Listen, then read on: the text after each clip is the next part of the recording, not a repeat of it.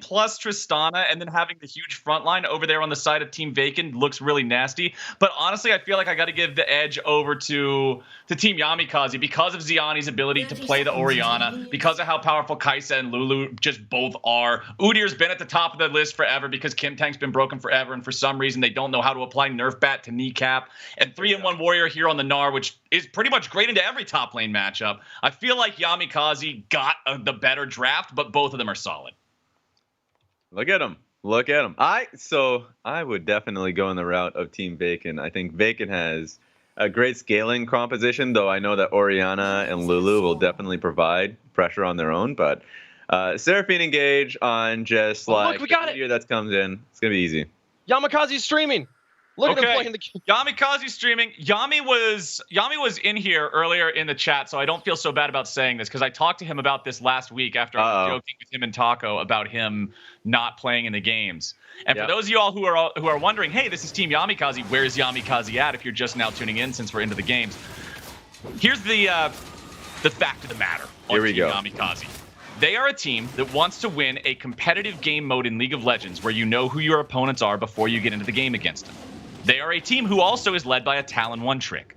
Now, these two things are directly opposed to one another and stop each other from being accomplished. So Yami did the only thing he could think of and removed the Talon 1 trick from his active roster, which also happened to be himself. This is what they believe is their best chance of winning. So Yami is now officially team cheerleader, while everybody else is ready to take it to him on the rim. He's the Paul Heyman of the team. He is the advisor. If you go to his channel, he will speak up every single player. After a team fight loss, he'll be like, "It doesn't matter, guys. That team fight didn't matter anyways." After a team fight win, he'll say that's a game-ending team fight. All of these things can be found on Yamikaze's channel. Hell yeah, show him some love. But for the meantime, let's go ahead and look at how everything's shaking out across the map right here. We got junglers starting on opposite sides, means Udyr's going down towards that bottom half of the map, Nocturne going up towards the top. You can see with 3-in-1 Warrior having the push early on, as you would expect with a Gnar into an Ornn matchup. Vakin may be able to go from an early gank up here onto the top side. We'll see if he decides that or if he just wants to power farm. I think he will. Misty Stumpy is actually keeping really healthy too and playing it safe. I think it'll be difficult for a 3-in-1 Warrior trying to get this pushed in completely into the turret. So we'll end up seeing. 3-in-1 Warrior is an accomplished, like he's played top lane all his life, man. He's gonna know this timer. So I doubt he's gonna get caught off as a Gnar by this. So we'll see. All right, we'll see how that one shakes out here for him. Vakin still farming up there in the jungle. You can see Winston doing the same thing down here. And man, when you're playing a champion like Udyr, a champion that needs to be able to play aggressively to really shine in the game, you love having laners like a Gnar, right? You love having these lanes that are naturally just going to be able to control their own matchup so effectively, because then that means Winston is allowed to play as aggressively as he wants near that Gnar, right? I really like how they have the Udyr in combination with that, and I like the fact that they drafted those both together.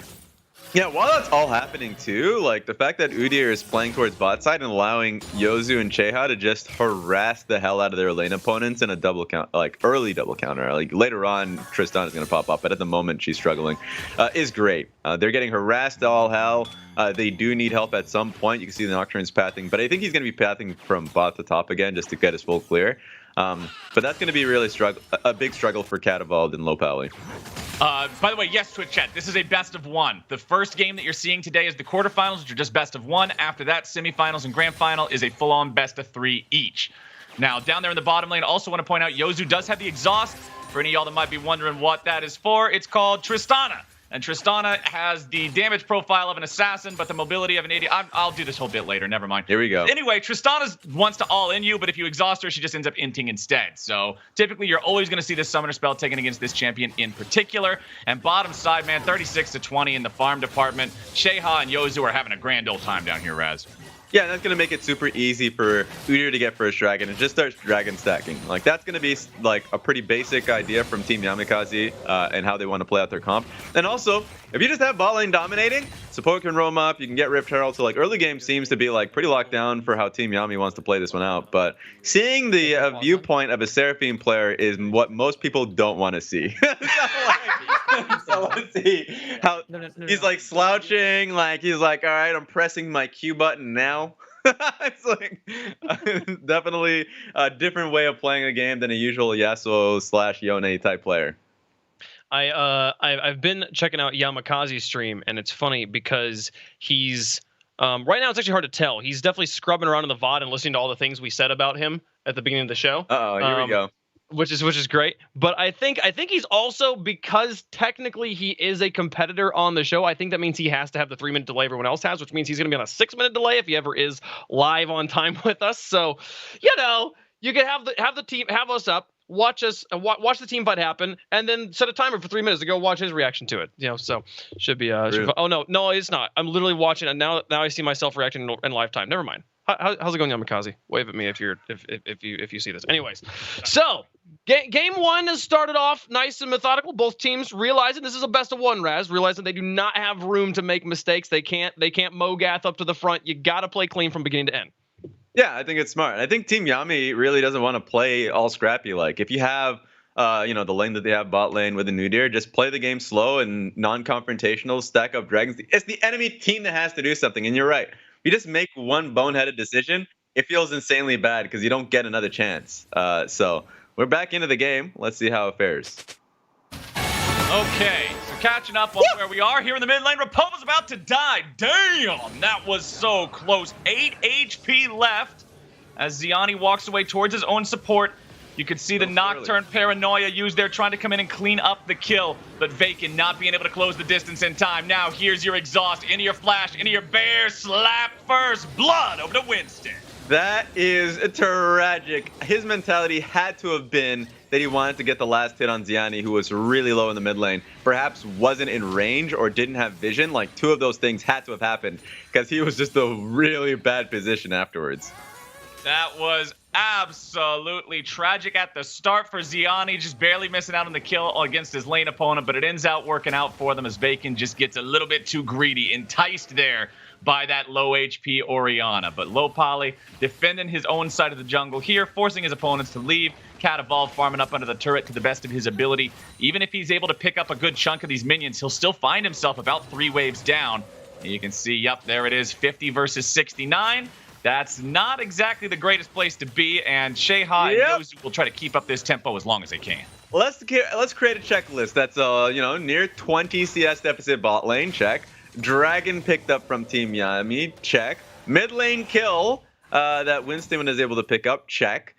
Team Yamikaze is doing really well this game. If you're Team Vakin, you're concerned.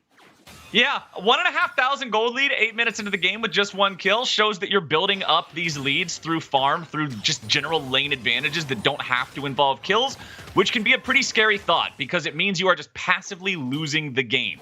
3-in-1 warrior continuing to control the top side here. You can see he's already got his tier 2 boots completed, a very important purchase for both sides of any ranged versus melee matchup. Low poly's coming into the mid lane looking to make a move on Ziani, but with Yozu already here, they won't really be able to guarantee a kill. Considering Seraphine has so much defensive power, the trade-off for that is there's not a lot of offensive power there unless you can really just hit every single part of a combo with a couple different people. Yeah, and I think the goal here for Team Vakin is to try and look for a Rift Herald timer, but they just don't have that at the moment. Actually, wait a second. Oh boy, Winston's trying to run away, but he ain't running nowhere, my friends. Low poly, unfortunately, the one who takes the kill, but Team Vakin is happy to tie this game up. All right, I guess that's a timer. If they would play a little bit more patiently, they had top lane push, but Winston gets caught out, doesn't have flash because the earlier play, and now that's going to be Team Vakin picking up Rift Herald here. Okay, Rift Herald for Team Vakin. We'll see what they can get out of that when they should have the entirety of the 4 minutes to still get plate value with it. So Vakin himself should be able to tear this one down without requiring too much. Low poly's still hanging around. He'll start channeling his back now, just in case they have enough bodies nearby to try to challenge for this. He wants to be able to protect Vakin, make sure that he doesn't get taken down on the back end of this. Yeah. And all right, so that's taken care of. We've got 1 Dragon over to Team Yamikaze. We've got 1 Rift Herald over to Team Vakin. 1 kill on each side. Very even overall, but that 1,000 gold lead still does exist thanks to the farm advantage. 17 farm up in mid, 15 farm up in bottom. It's even now, equalized in the jungle, which is a very good sign for anybody not named Udyr that's going up against Udyr. But then another 15 lead there in the top side. Honestly, every lane's ahead by about the same amount for Team Yami, Raz. Well, yeah, and I think right now, as Vakin's able to get that smite off, like, The goal, next dragon. I'm pretty sure it's too late for Team Vakin to even try and consider this one. I think the best decision is to give this one up and just try and play for third. But they're in a good spot where you have Rift Herald. Catavald and Low Pally are starting to get empowered in the bot lane. Send Rift Herald bot lane. Give gold towards Catavald as much as you can. And then start playing around with Low Pally and start rotating mid. Like, these are things that I really want to see, especially since Vakin has ultimate, Reapoba has ultimate. You want to make best use of that for a pick on either Orianna or Winston. Guys, don't forget the Duncan predictions are live on the Twitch Rivals extension. The second poll is up. What will be the gold difference at 15 minutes? Get your guesses in so you can win points. Remember, we're just about 11 minutes right now, and it's 500 apart. So use your... Hey, if you're esports certified and have your math skills really sharp and ready to go, make sure you put them to good use right about now. I had to get that in there as Team Vakin is now ready to go, and they will secure themselves a dragon. We got those tied up. Raz, they didn't even have to wait for number 3, buddy. Yeah, now they were able to get that one. Udyr is taking topside, but that's completely fine. And they get bot lane turret. So much gold in Catavald's pockets. You'll love to see it. Holy cow, what an absolute deluge of money and bonuses and all sorts of good stuff going over to these guys. Game is now dead even once again. The gold gap has entirely dissipated and evaporated thanks to the power of that Rift Herald being used there in the bottom lane, putting the money in Catavald's pocket just as you said. Now the question, Raz, where's our next action going to unfold? Seems like they're already making the choice for us. Already sending them top lane and waiting until Ornn has to leave. Ornn has ultimate, Nocturne has ultimate. They're going to try and make a play on Gnar, if at all possible. So Gnar's playing this one really smart if you look at the minimap. He's just straight up basing. He knows the top lane is going to be the next target. And so he's not going to allow himself to die off this one. But there's going to have to be someone holding this turret. I mean, you brought this up even back at level 3, level 4, talking about 3-in-1 Warrior and how this guy's got a lot of experience as a top laner. So he's not going to die to something that's completely telegraphed and obvious. This isn't a Diamond Force 0 LP solo queue game where the guy's just refusing to look at the chat, refusing to look at the map, refusing to do anything except push like a minion. 3-in-1 Warrior knows what he's doing, man. He's on top of these situations. He's out of there in time. Now taking up his defensive position, shoving out the bottom lane. And it'll be up to Yozu and Sheha trying to defend up here in the top side. Low Poly and Catavald doing that control ward there in the river that Winston's able to clear out for himself. But now there's not really much of a play for an Udyr to make right here, so he'll walk back into the jungle, keep on farming.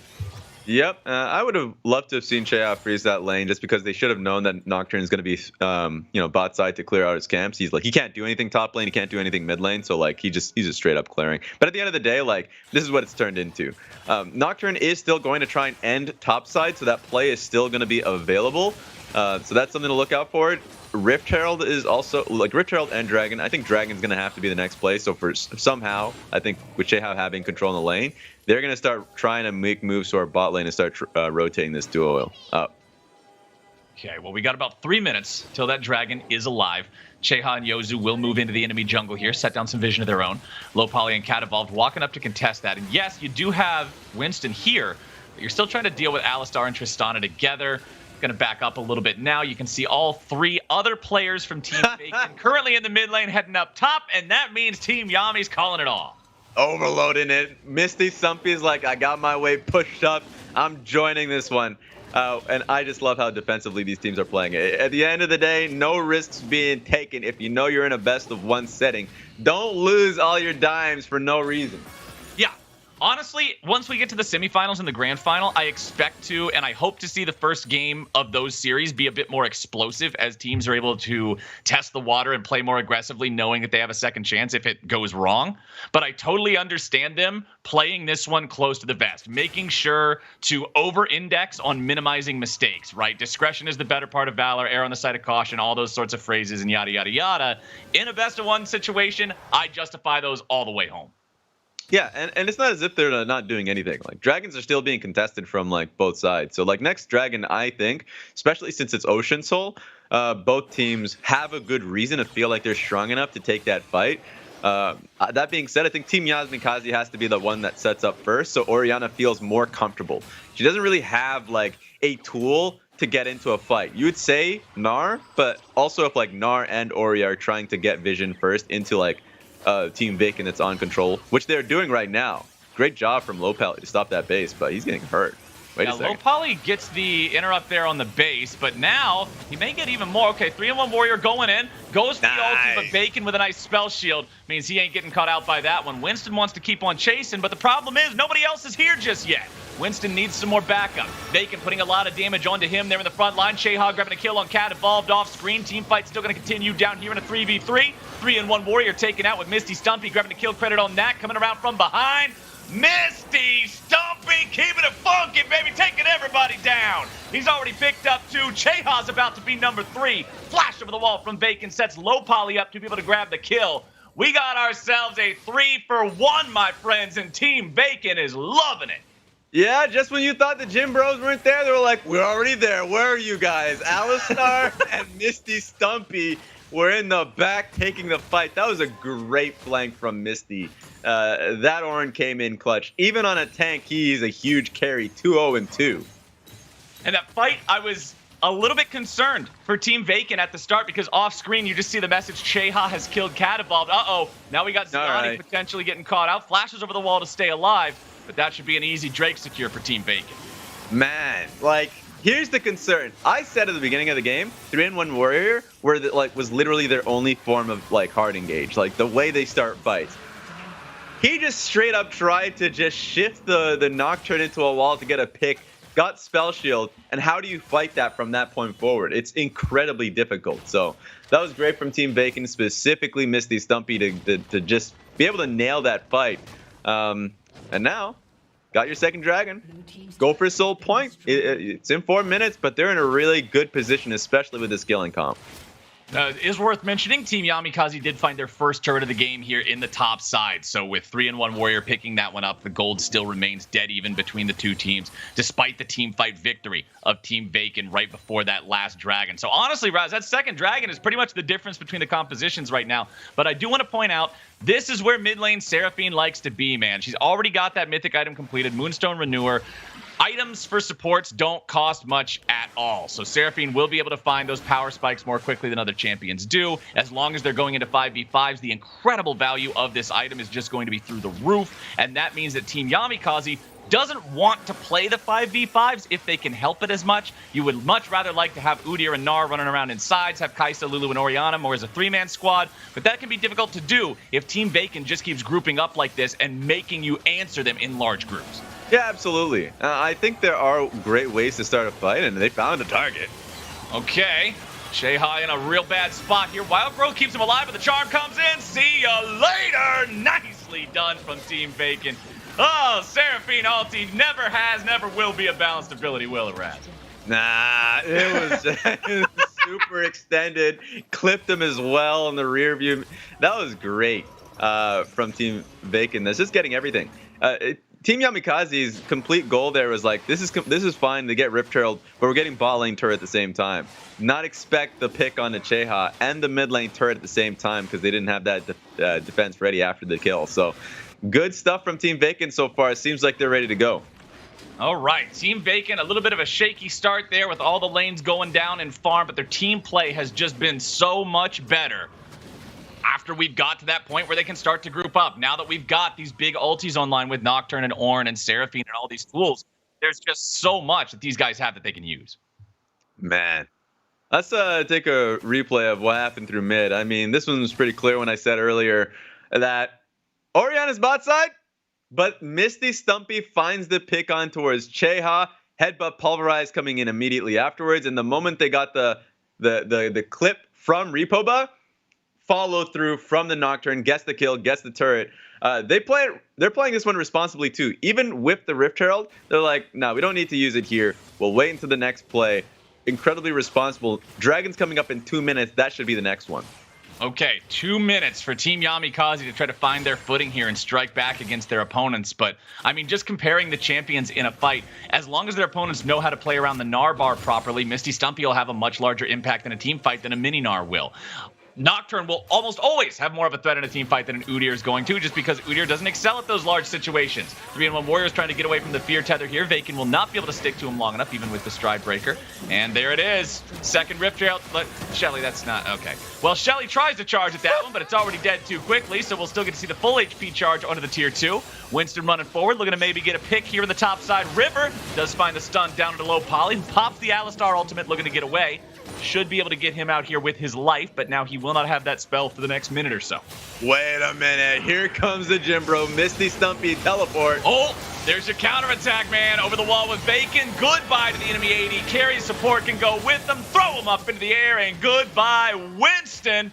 Oh, Cat Evolved. Can you chase him down? Winston might just live through this. Winston, nope. He won't. Nicely aimed on the lockdown there from Rapova. And now with 3 enemy players dead, including the jungler, Raz, I'd say it's time for a 20-minute Baron. Oh my god, Cap, it's a travesty.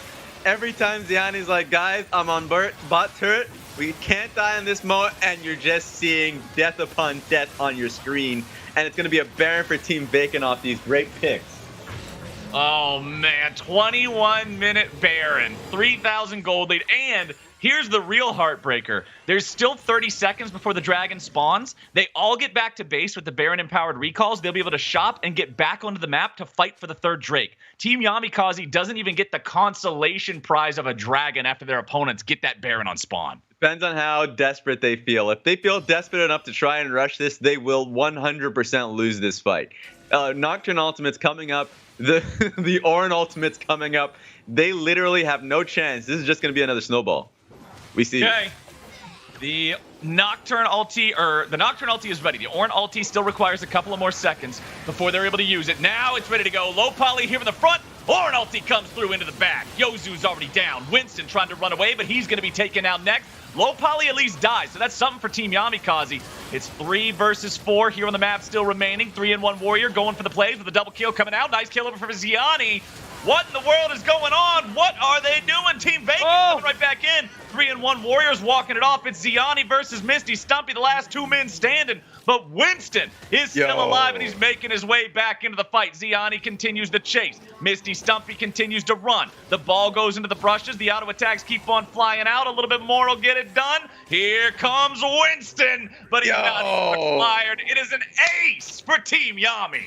Someone award 3-1 Warrior with a crown, a gold medal, a championship. He's dead, so a purple heart. That 3-man Gnar ultimate into the wall was excellent. It saved the game for them, and now they have a leg to stand on. Holy moly, 3-1 Warrior.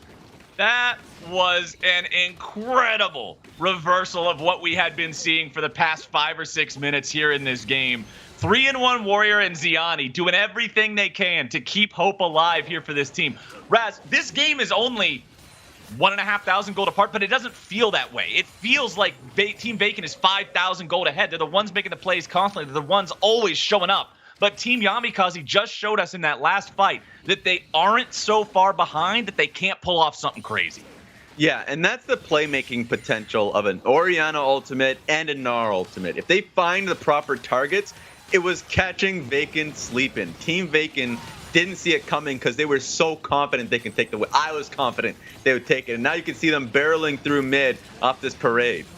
Very nice stuff there. Taking down that mid lane tier 1 turret. Tying our turret count up at 4-4. 3-1 Warrior here with the Dead Man's Plate and the Stride Breaker trying to be just the absolute MVP here on this Gnar. 1, 2, and 3 the score overall for him. Definitely doesn't look like he's having nearly the impact of his opponent so far when you consider Misty Stumpy 4-1-7 on the Ornn, 100% kill participation, had not died until Ziani ran him down at the end of that dragon fight. So both of these top laners going to be critical in getting stuff done for their side. Rapova not liking how this fight's looking. 3-1 Warrior puts a lot of damage into him, and there is just no way out. Man, you know what was happening there? 3-1 Warrior was hearing some chatters talk shit. He was hearing smack talk, and he was like, "What'd you guys say? Top lane differential? That is not a fact." Misty Stumpy, up until that team fight in the river, was insane. I thought he felt omnipresent. The TPs that he had on the flank was incredible.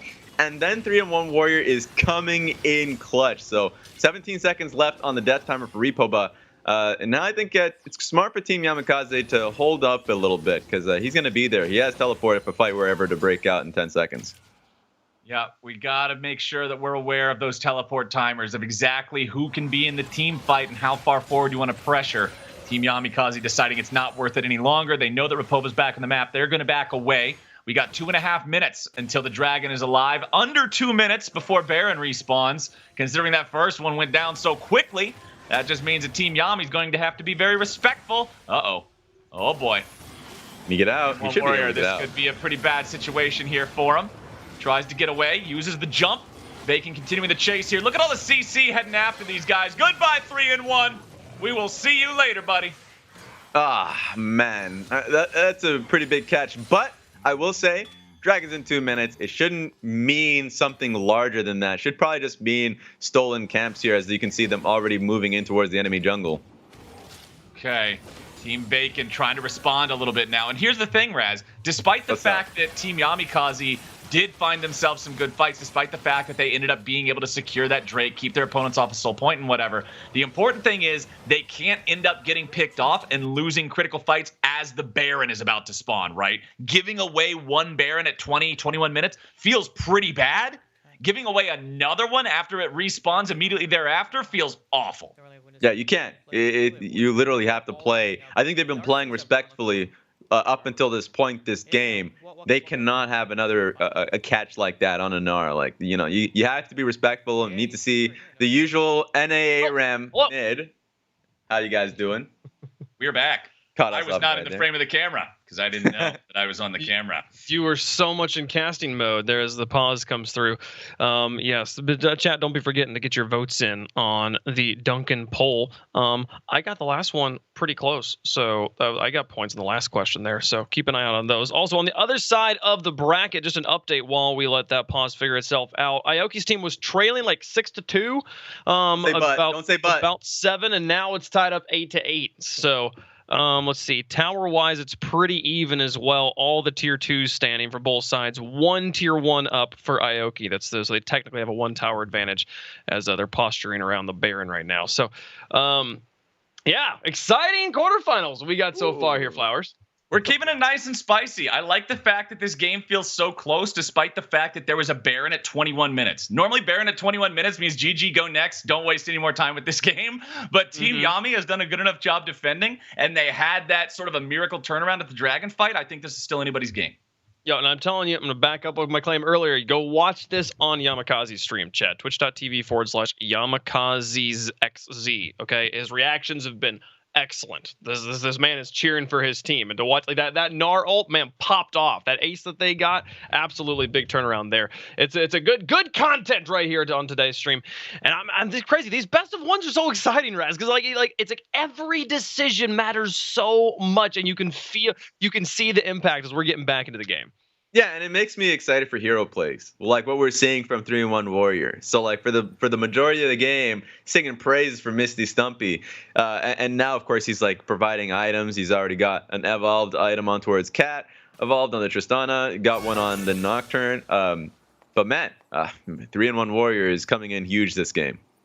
Okay, so 3-1 Warrior, Misty Stumpy, both massive playmakers on their own squads that we need to keep our eyes on as we get closer to that next Drake. 55 seconds remain. Everybody's ready to go. Summoner spells should all be locked and loaded by the time that finishes up. You can see just a little bit of time left on a couple of those timers. There should be an Infinity Edge from Cat Evolved. He's basing right now with components for IE, so like he is in a really good spot now. And that's going to be the difficulty. Like I just think straight front to back, if they can deal with the Orianna ultimate or just the ball placement, you gotta see Yamikaze just straightening up.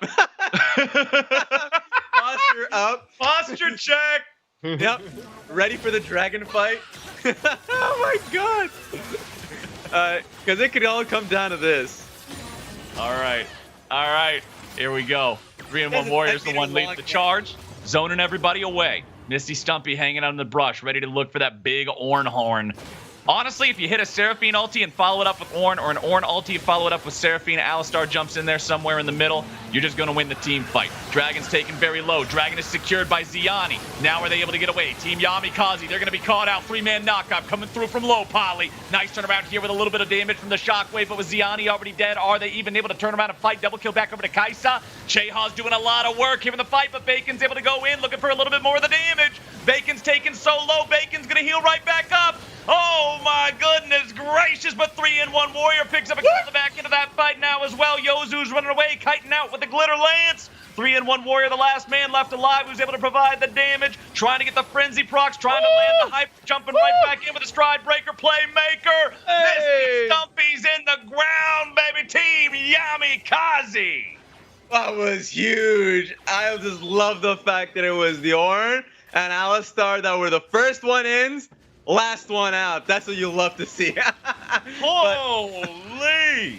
What an incredible fight from 3-in-1 Warrior! Again, this is the dude who's able to stay alive, able to be that damage threat long enough to allow his allies to kite the opponents out, and he can provide the damage.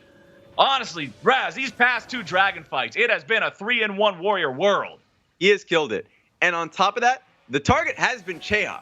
They've been trying to kill him, but the Lulu ultimate, keeping him up for a long time, has been making it difficult for Team Vakin to really run the strategy. If you see the beginning of the fight, it's like you said, it felt picture perfect. The Seraphine ultimate is straight to 4 people, and they're just gonna go straight towards Baron. They got the first one. Let's see if they can get this.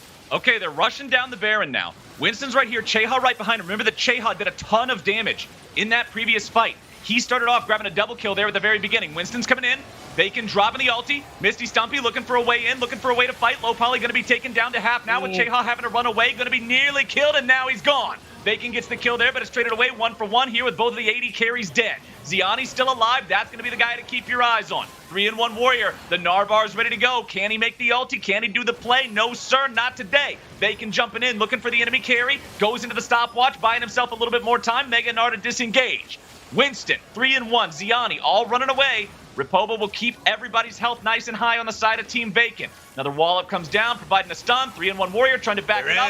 Vakin continues to chase, but he may have chased a little bit too far. 3-in-1 Warrior, he's going to fall now, but with Vakin out of the picture, Baron may no longer be an option. Ziani gets caught. Low poly here on the flank, able to find the pincer. Goodbye, good night. Only Winston is left alive, but the important part is that's the enemy jungler, so that means they don't want to go after the Baron. Throughout that entire chase, it was Low Pally taking the long route, the detour for the flank there. These fights are insane. The AD carries are not coming out alive, so they're long and drawn out. This is a battle. I didn't expect this. I thought this was going to be, one-sided in Team Vakin's, favor. But Team Yamikaze is coming in clutch these games. Honestly, really, really fun game to spectate here so far. I'm glad we're kicking off finals with a banger like this. Hell yeah. These team fights just constantly go back and forth, and it's really hard to tell who's going to be able to win them. Okay, Team Yami, they're barreling down the mid lane. They're not really going to catch an Alistar or anything. That's not really a big deal or a concern. The Baron is still alive. The Dragon spawns in 90 seconds. This is Ocean Soul if Team Yamikaze can get it. For all of you guys that missed it right there on the side of the screen, the good old Misty Stumpy trying to help Ripoba get blue ends up taking it. Sadly, AoE was a little bit too strong. So, they emoted on that one. Shouldn't mean too much, though. Okay. Here it is. Raz. Everything could be determined by this next Dragon fight, This could be a very, very spicy moment here in our game. Level 15 for Ripoba, nearly having that level 3 ultimate. Ziani level 17 on the Orianna. Both top laners also hitting level 16 themselves. Yeah, I think the little bit of magic penetration that he was able to buy, the components that he has from that end, and also the LDR pickup from Cheha are going to mean a lot. And stopwatch. So I think from the defensive standpoint, and also just being able to hit the armor that both Lopali and Misty Stumpy are running with. Oh, wait a second. Oh, boy. Here we go. Oh, Winston. Okay, Winston will not end up walking all the way into the brush. He sees that there's something going on before finding his way in there. Still just trying to utilize all that move speed. Has the Deadmans, has a Kim tank. 3-in-1 Warrior. Okay, 3-in-1 jumping away. trying to use the stride breaker. Nice use of the stasis there, able to keep Ziani away from the initiation, but now with Vakin into the back line, is he going to find anything? Cat Evolved already killing off Ziani, but now you got to be looking out with Winston running away and Vakin going down. Winston going to be taken out next. Yoru now the target. 3-1 and Cheha trying to back it out. It's a 4v2 here on the map. Misty Stumpy with a max range knock up. There it is, man. There's not just one top laner here in the game. There's two. Ace for Team Vakin. They don't need the Drake. They don't need the Baron. They're marching down the mid lane. They're going to win the game right here. Perfect team fight at the perfect time. Man, that feels bad. Ziani got caught, went into stopwatch in stasis. Low Pele says, perfect. Now I could get the perfect positioning to knock you into my team. No Orianna, and that Team Vakin moving on from the quarterfinals into the semis. Such a close game, but Team Vakin finds that perfect fight, and they walk away with the win, and they will move on to face Team Stunt in the semifinals. A close one there of